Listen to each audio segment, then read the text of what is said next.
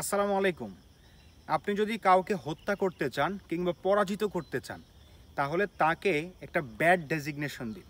For example, আপনি কোনো মানুষকে পরাজিত করতে চান, তাহলে আপনি প্রথমে তাকে একটি পরিচয় দিয়ে দিন, যে পরিচয়টি সমাজের কাছে অগ্রহণযোগ্য। যেমন তাকে বলতে পারেন পাগল, কিংবা তাকে বলতে পারেন মাতাল, মস্তিষ্ক বিকৃত, উগ্রপন্থী, ফান্ডামেন্টালিস্ট ইত্যাদি পরিচয় দিয়ে তাকে আইডেন্টিটি ক্রাইসিসে ফেলে দেন। যখন সে তার আইডেন্টিটি নিয়ে অনেক বেশি চিন্তিত থাকবে, একটা সময় গিয়ে সে নিজে বিশ্বাস করতে শুরু করবে, আমি কি আসলেই পাগল, আমি কি আসলেই ফান্ডামেন্টালিস্ট। তখন যেই ব্যক্তি তার উপরে পরিচয়টি আরোপ করেছে, তার জন্য ওই ব্যক্তিটাকে পরাজিত করা কিংবা তাকে খুব সহজে হত্যা করা সহজ হবে। সো এটি চমৎকার একটি ফিলোসফিক্যাল বিষয়। আমরা যারা বিশ্ববিদ্যালয়ে পড়াশোনা করি কিংবা বিভিন্ন প্রতিষ্ঠানে পড়াশোনা করি, ছাত্রজীবন কিংবা চাকরি জীবনে রয়েছি, এই বিষয়টি আমাদেরকে জীবনের প্রত্যেকটি ক্ষেত্রে খেয়াল রাখা দরকার, যে my identity is what I construct on my self, অথবা my identity is what I have got from my family, from my historical background. সহজ করে বলতে গেলে, আমি সেই আইডেন্টিটিকেই গ্রহণ করব কিংবা বিশ্বাস করব যে আইডেন্টিটি আমি আমার ফ্যামিলির কাছ থেকে পেয়েছি, যে identity has come from my inner self. তাহলে অন্য কেউ এসে আপনাকে পরাজিত করা অনেক কঠিন ব্যাপার।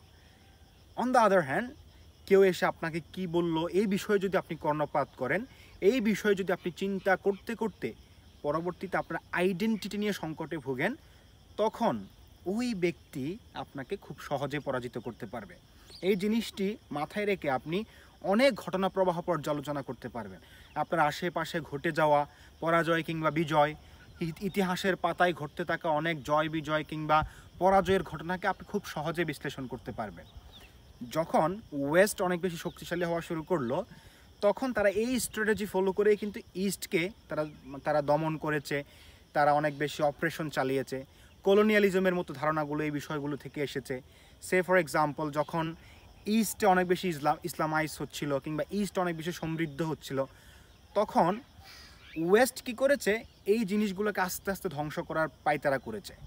যখন তারা দেখলো যে আসলে তাদেরকে ধ্বংস করতে পারছে না, তখন প্রথমেই তারা ওই কালচারালি একটা আইডেন্টিটি নির্মাণের তারা একটা কূটকৌশল অবলম্বন করলো। তারা প্রথমে তাদেরকে ফান্ডামেন্টালিজমের উত্থান বলল, সেখানে মৌলবাদ, উগ্রবাদ এই বিষয়গুলো বলার মধ্য দিয়ে তাদেরকে মোটামুটি দমন করার একটা লিগ্যালিটি অথবা একটা লেজিটিমেসি তারা অর্জন করার চেষ্টা করলো। এবং পরবর্তীতে কলোনিয়ালিজমের মতো ব্যাপারগুলো আমরা দেখি, উপমহাদেশীয় ব্যাপারগুলো ঘটেছে। সুতরাং এই একটা লাইন কিন্তু জীবনের প্রত্যেকটা ক্ষেত্রে ট্রু। সেটি হচ্ছে, if you wanna kill someone, if you wanna oppress someone, if you wanna keep someone under your feet, give him a bad designation, give him a bad name.